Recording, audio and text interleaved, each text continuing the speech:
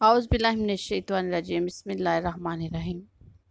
آج ہم بات کریں گے خاموشی کے متعلق۔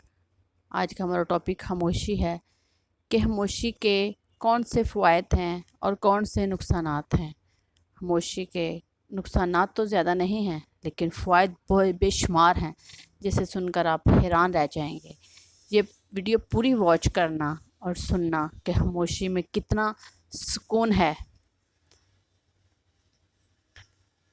خاموشی اختیار کرنے کے بہت سے فوائد ہیں۔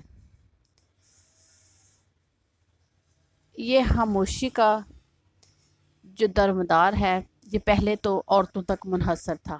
عورتیں بہت زیادہ بولتی ہیں لیکن اب یہ مردوں میں بھی یکساں پایا جاتا ہے۔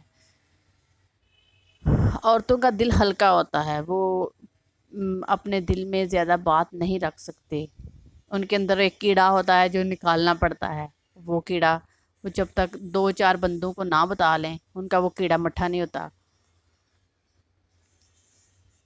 تو اس لیے اس بات کو میں نے اہم سمجھا اور آپ کے سامنے بیان کیا۔ خاموشی کے متعلق حضرت علی نے فرمایا کہ جو شخص عقل رکھتا ہے وہ خاموش رہتا ہے، اور خاموشی عزت کا باعث بنتی ہے اور بےحود کی گوئی موجب ذلت بنتی ہے۔ تیرا اس قدر خاموش رہنا کہ لوگ اپنے حوائج سے تجھے بلائیں، تیرے اس بیان سے کئی درجے بہتر ہے جس سے دک کر تمہیں کوئی چپ کروائے۔ اگر کلام میں وساخت و بلاغت کی خوبی ہے تو خاموشی میں یہ فضیلت ہے کہ اس کی بدولت انسان لغش سے محفوظ رہتا ہے۔ جو شر کو سمجھتا ہے وہ اس سے بچا رہتا ہے۔ جو لوگوں پر رحم کرتا ہے، خاموش رہتا ہے، وہ سلامتی کی نعمت پاتا ہے۔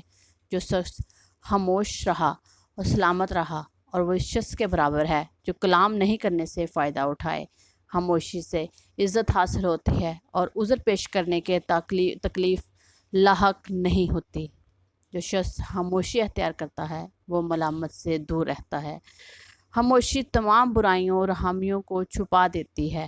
جو شخص خاموشی کو شعار پکڑتا ہے اور اس سے کوئی ناخوش نہیں ہوتا، اور جو شخص فرصت کے وقت کام نہیں کرتا وہ کامیابی حاصل کرنے سے عاجز رہتا ہے۔ ہمیشہ خاموشی اختیار کرنے سے تیری فکر میں نور پیدا ہوتا ہے۔ خاموشی کا نام اس شخص پر سجدہ ہے، اپنے مطلب کی بات کرے اور کہنے پر قادر رکھے اور پھر خاموش رہے۔ مطلب وہ شخص قدرت رکھتا ہے بولنے کی لیکن پھر بھی وہ خاموش رہے، وہ بہت اچھی بات ہے۔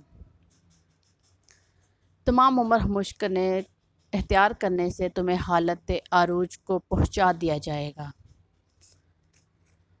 قرآن مجید میں آیا ہے، اگر تم بولتے ہو، زیادہ بھی بولتے ہو تو ہر بات لکھی جاتی ہے اور ہر بات کا آپ سے حساب ہوگا۔ زیادہ بولنے سے انسان کی ویلیو کم ہو جاتی ہے۔ یہ عادتیں زیادہ تر بے عقلوں میں پائی جاتی ہیں۔ بچے زیادہ بول کر دماغ کھاتے ہیں کیونکہ بچے کم عقل ہوتے ہیں، ان کی سینس اتنا کام نہیں کرتی کہ یہ بات بولنے والی ہے۔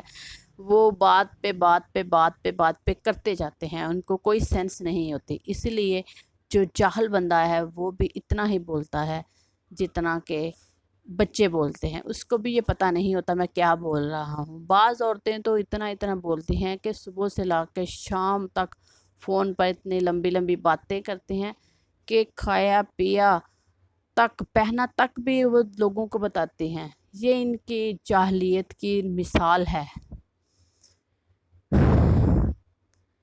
قرآن مجید میں ارشاد ہوتا ہے، سچی اور بلی اور سیدھی بات کیا کرو۔